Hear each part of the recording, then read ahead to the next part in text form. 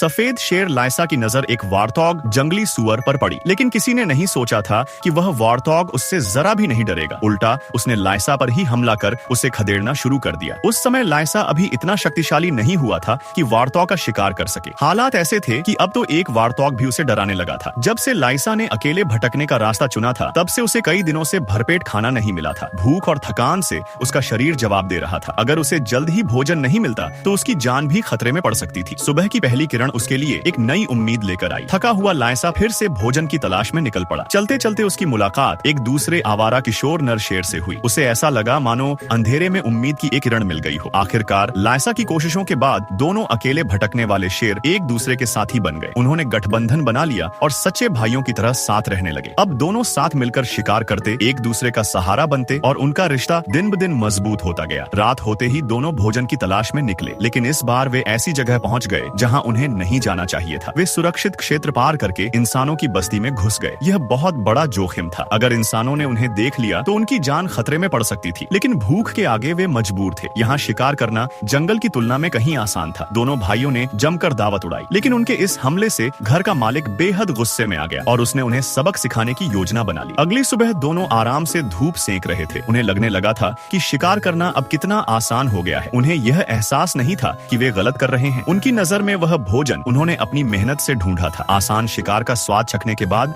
उन्होंने उसी रात फिर वहीं लौटने का फैसला किया, लेकिन उन्हें नहीं पता था कि घर का मालिक उनके लिए पहले ही एक जाल बिछा चुका है। रात के अंधेरे में दोनों फिर उसी जगह पहुंचे, लेकिन आज माहौल कुछ अलग था। चारों तरफ असामान्य सन्नाटा था, जिसने उन्हें थोड़ा डरा दिया। ज्यादा साहसी गुलू सबसे पहले आगे बढ़ा और पिंजरे की ओर चला गया। उसे जरा भी अंदाजा नहीं था कि यह एक जाल है। जैसे ही वह अंदर गया, पिंजरा तुरंत बंद हो गया। अचानक हुई इस आवाज से लायसा बुरी तरह घबरा गया और वहां से भाग निकला। घर के मालिक ने उसे भी देखा, लेकिन उसका निशाना चूक गया और लायसा तेजी से अंधेरे में गायब हो गया। लेकिन पिंजरे में फंसे गुलू के साथ एक दुखद हादसा हो गया। उस दिन के बाद लायसा ने अपना सबसे करीबी साथी हमेशा के लिए खो दिया और एक बार फिर उसे अकेले ही भटकने वाली जिंदगी जीनी पड़ी। शायद किस्मत का यही नियम है कि जो भी जंगल का राजा बनना चाहता है, उससे पहले अनगिनत कठिनाइयों और दुखों का सामना करना पड़ता है। और इस समय लायसा की सिर्फ एक ही इच्छा थी, किसी भी तरह जिंदा रहना।